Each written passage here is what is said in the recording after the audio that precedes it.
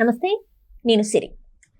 గత ప్రభుత్వ హయాంలో ఎలాంటి భూ అక్రమాలకి పాల్పడ్డారో మనకు తెలిసిందే. అయితే ఇందులో బాగా వినిపిస్తున్న పేరైతే విశాఖకి చెందిన శారదా పీఠానికి ఎంత అంటే రూ. 270,00,00,000 విలువ గల భూములనైతే దారాదత్తం చేసినట్టు తెలుస్తుంది.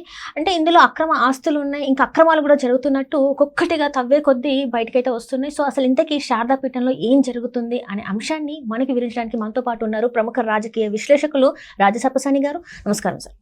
సార్, గత ప్రభుత్వ హయాంలో ఒక్కరు ఇద్దరు కాదు సార్, ఎంతమంది ఉన్నారో అంతమంది తీస్తే వీళ్ళకి మీద ఏదో ఒకటి వీళ్ళు భూ కబ్జాలు చేశారు, లేకపోతే ఇసుక, ఇలాంటివన్నీ చాలా ఉన్నాయి సార్. దాంట్లో భాగంగానే ఈ విశాఖకు చెందిన శారదా పీఠానికి కూడా రూ. 270,00,00,000 విలువ గల భూముల్ని ఇచ్చారు. ఇంకా అక్రమాలు జరుగుతున్నాయి అంటే దీన్ని అసలు మనం ఇలా చూడాలి సార్? అసలు సహజంగా సన్యాసం స్వీకరించడం అనంటే సర్వసంగ పరిత్యాగులు అంటారు. అవును సార్. ఆస్తి మీద మమకారం లేదు, కుటుంబం మీద మమకారం లేదు, అధికారం మీద మమకారం లేదు, అలంకారాల మీద సౌకర్యాల మీద మమకారం లేదు, అన్నిటికీ అతీతమైన వారిని సన్యసించడం అంటారు. మరి ఇవాళ పీఠాధిపతులుగా ఉన్నవారు సర్వసంగ పరిత్యాగులనే కదా ఇవాళ సమాజంలో వారి పట్ల గౌరవం, ఆదరణ. ఇవాళ వాళ్ళు రోడ్డు మీదకి వస్తే వారు స్వామి వారి ఉపాసకులు అని చెప్పాను కదా, ప్రజలు వాళ్ళ కాళ్ళకి నమస్కారం చేసి వాళ్ళ దగ్గర ఆశీర్వచనం తీసుకునేది. మరి అంతటి సర్వసంగ పరిత్యాగులు సమాజానికి ఆదర్శంగా ఉండాల్సిన, సమాజానికి దిక్సూచిగా ఉండాల్సిన స్థాయిలో ఉన్నవాళ్ళు, ఇంతమంది భక్తులు వాళ్ళని ఆరాధిస్తూ ఉన్నప్పుడు, వాళ్ళని అనుసరిస్తూ ఉన్నప్పుడు, వారు చేసే బోధనని వినటం కోసం ఆసక్తిగా వచ్చి కూర్చుంటూ ఉన్నప్పుడు, వారు ఒక 2 అక్షింతల గింజలు అట్లా వేస్తే చాలు అని చెప్పని పరితపించిపోతా వాళ్ళ చుట్టూ ప్రజలు తిరుగుతూ ఉన్నప్పుడు, మరి వాళ్ళు కూడా సాధారణ ఒక రౌడీ షీటర్ లాగా, ఇంకెవరో చోటమోట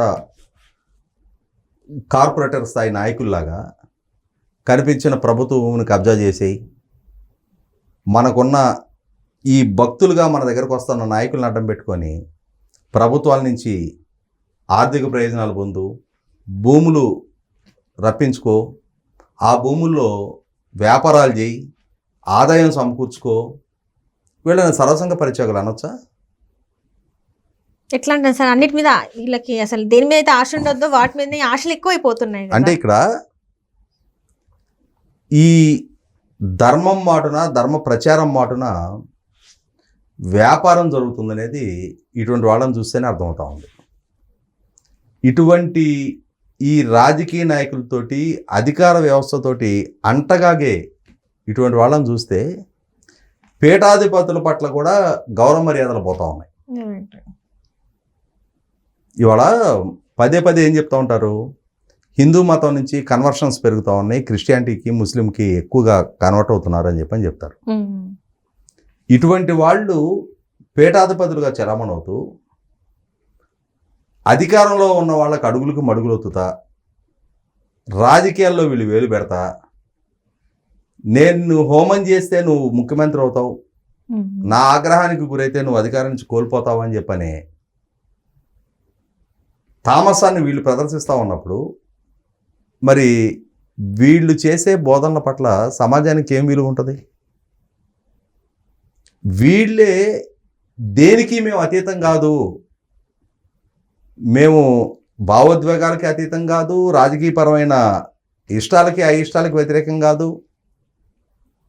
ద్వేషాలకి అన్నిటికీ దేనికి మేము అతీతంగా ఉండము అని చెప్పని వాళ్ళని వాళ్ళే సమాజం ముందు ప్రకటించుకుంటూ ఉన్నప్పుడు ఎందుకు వీళ్ళ పట్ల గౌరవ మర్యాదలు ఉంటాయి? ముఖ్యంగా ఈ స్వరూపానంద శారదా పీఠాధిపతి ఎవరైతే ఉన్నాడో అతను జగన్మోహన్ రెడ్డి గారికి అలాగే కేసీఆర్ గారికి ఇరువురికి కూడా ఒక రాజగురువుగా చలమణయ్యాడు.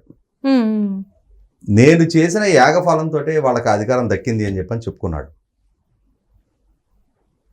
ఆ ప్రభుత్వాలు కూడా అంతే ఆయాచిత లబ్ధి ఆయనకి చేస్తూ వచ్చాయి. అంటే వాళ్ళకి ఆయన మీద నమ్మకం ఉంటే, ఆయన చేసిన యాగాల వల్ల వాళ్ళ పార్టీకి అధికారం దక్కింది అని చెప్పని నమ్మకం ఉంటే వాళ్ళ పార్టీ ఫండ్ నుంచో వాళ్ళ వ్యాపార సంస్థల నుంచో వాళ్ళ సొంత డబ్బులు ఆయనకి దక్షిణగా ఇవ్వాలి. అవును సార్. వీళ్ళు ఏం చేశారు, జగన్మోహన్ రెడ్డి గారు 15 ఎకరాలు అంటే గతంలో ఉన్న సమాచారం మేరకు 225 కోట్ల రూపాయలకి విలువ కలిగే భూమి, ఇప్పుడు ఎన్డీఏ కూటమి ప్రభుత్వం అధికారంలోకి వచ్చిన తర్వాత భూముల విలువ పెరిగిన తర్వాత ఇప్పుడు 270 కోట్ల ఖరీదుగా నిర్ధారిస్తూ ఉన్నారు. ఈయన అడిగారు, ప్రభుత్వం ఇచ్చేసింది 15 ఎకరాల భూమి. దేనికోసం అడిగారు, వేద పాఠశాల నిర్వహణ కోసం, వేద పాఠశాల స్థాపించడం కోసం, ధర్మ పరిరక్షణ కోసం అని చెప్పని అడిగారు. వేద పాఠశాల ఏర్పాటు చేయాలి, ధర్మ పరిరక్షణ కోసం పాటుపడాలి అని అంటే ఎకరం 15-20 కోట్లు ఖరీదు చేసి అతి ఖరీదైన భూములు ఇవ్వాలా? వెనకటి రోజుల్లో ఋషులు మునులు వాళ్ళ ఆశ్రమాలన్నీ ఎక్కడుండేవి? అడవుల్లో లేదంటే హిమాలయాల్లో ఉండేవి. మరి వీళ్ళకెందుకు విశాఖపట్నం నగరం నడిబొడ్డున? అంటే ఆల్రెడీ ఈ పీఠాధిపతి ఎవరైతే ఉన్నారో ఈ పీఠానికి సంబంధించి ఆల్రెడీ భూములు ఉన్నా కూడా మళ్ళీ భూములు ఇవ్వడం, ఇక్కడ చూస్తే భీమిలి, పెందుర్తి, ఇంకా కొన్ని ప్లేసెస్లలో ఆల్రెడీ భూములు ఉన్నాక అక్కడే స్థాపించవచ్చు. ఒకవేళ మీరు చెప్పినట్టు కావాలి వేద పాఠశాల పెట్టాలంటే అక్కడ పెట్టవచ్చు. విశాఖపట్నం ఎందుకు చూస్ చేసుకున్నారంటారు సార్? ఇది కూడా అదే చెప్తున్నా. ఇవాళ 15 ఎకరాలు జగన్మోహన్ రెడ్డి గారి ప్రభుత్వం ఏదో వడ్డించేవాడు మనవాడైతే కడబంతిన ఉన్న అందుతుంది అని చెప్పని వడ్డించే స్థితిలో మన శిష్యుడు ఉన్నాడు, మన భక్తుడు ఉన్నాడు కాబట్టి ఈయన ఆదేశించాడు, ఆయన పాటించాడు. ఆయనకి నొప్పి లేదు, ఈయనకి లాభం. ఆయన జేబులోంచి ఇస్తే ఆయనకి నొప్పి. ప్రజల డబ్బే కదా, ప్రభుత్వ ఆస్తి కదా. ఎకరం 15 కోట్లు ఖరీదు చేసే భూమి ఎకరం 1,00,000 రూపాయలు చొప్పున ఇచ్చాడు. అంటే 1,500 లక్షలు ఖరీదు చేసే భూమిని ఎకరం 1,00,000 రూపాయలకి ఇచ్చాడు. 15 కోట్లు అంటే 15 × 100, 1,500 లక్షలు ఖరీదు చేసే భూమిని ఎకరం 1,00,000 రూపాయలకి ఇచ్చాడు. 225 కోట్లు ఖరీదు చేసే 15 ఎకరాల భూమిని కేవలం 15 లక్షలకి జగన్మోహన్ రెడ్డి గారు ఆయన కట్టబెట్టాడు. ఈ కట్టబెట్టేటప్పుడేమో ప్రభుత్వానికి దరఖాస్తు పెట్టినప్పుడు ఆశ్రమం తరఫున ఇందాక నేను చెప్పినట్టుగానే వేద పాఠశాల పేరిట అప్లికేషన్ పెట్టారు. ప్రభుత్వం మంజూరు చేసిన తర్వాత మళ్ళీ ప్రభుత్వానికి ఇంకో దరఖాస్తు పెట్టాడు.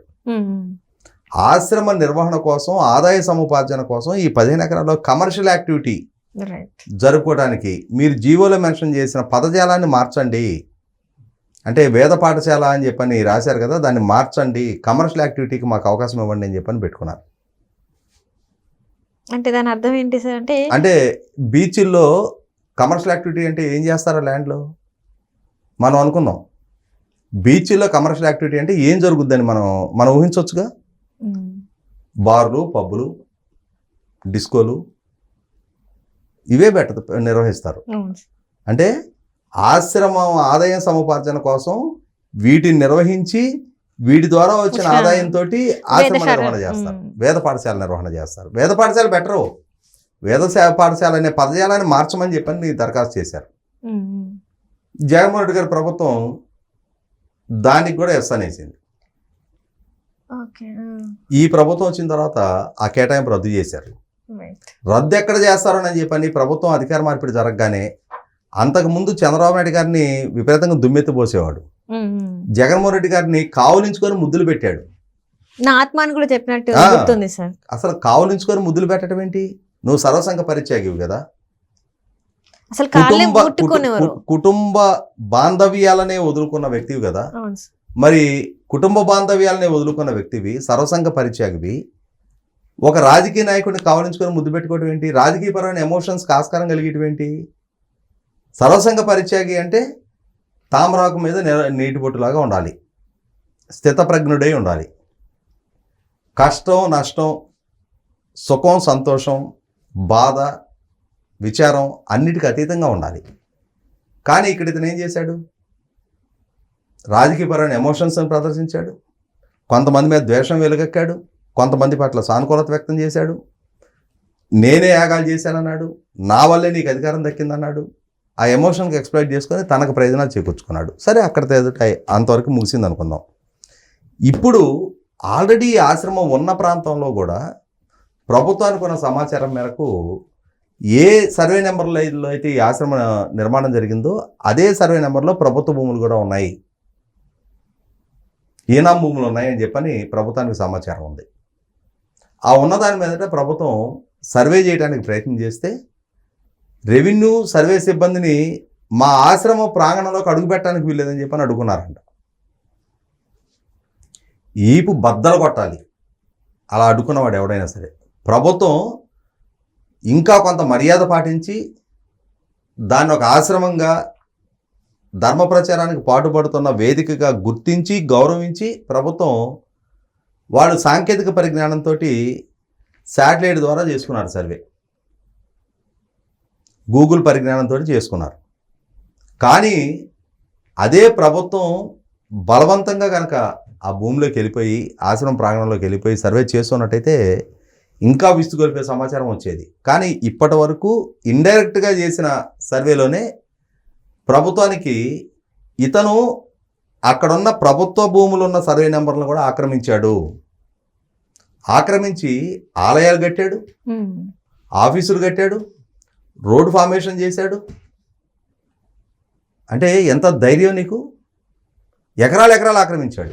నా ఉద్దేశ ప్రకారం అయితే ధర్మం మాటున చేసే ఇటువంటి ఆక్రమణలు, అంటే నువ్వు మత ప్రబోధకుడివి, మత ప్రచారకుడివి అయితే ఆక్రమణలు చేసే అధికారం నీకు ఇచ్చారా?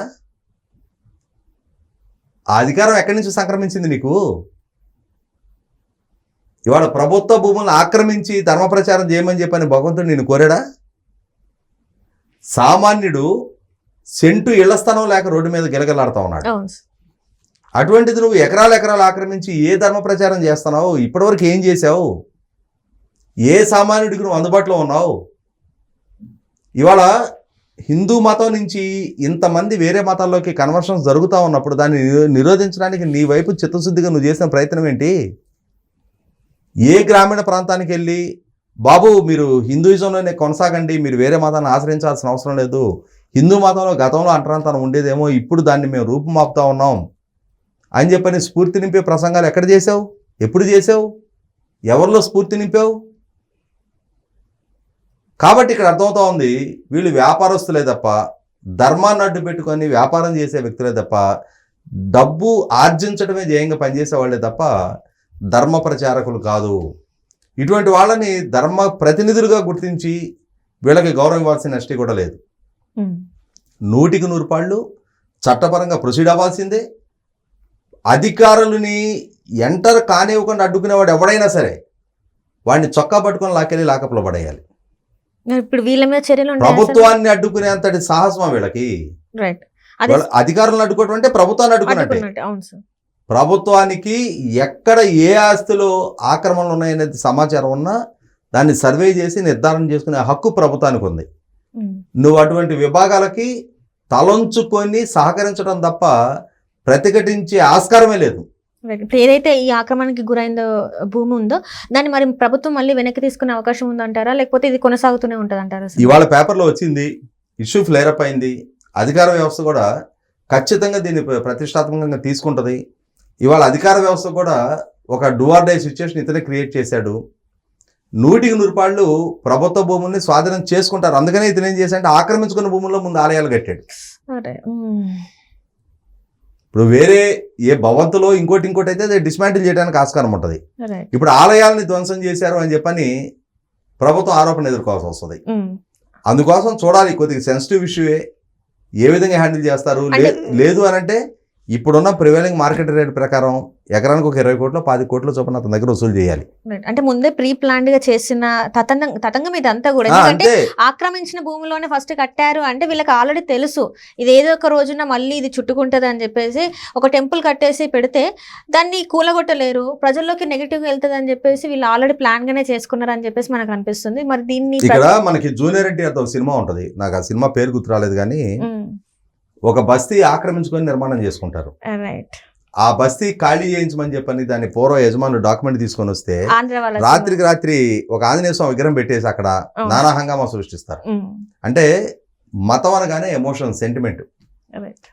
మతంతో లక్షల మంది కోట్ల మంది మనోభావాలు ముడిపడి ఉంటాయి. కాబట్టి మతం మాటున చేసే ఇటువంటి అక్రమాలని ఆక్రమణల్ని మత పెద్దలు కూడా అర్థం చేసుకోవాలి. రైట్ ఇటువంటి వాళ్ళకి సహకరించకూడదు, వాళ్ళకి మద్దతుగా నిలిచినా కూడా తప్పుని ప్రోత్సహించినట్టే అవుద్ది. Right right sir right thank you so much.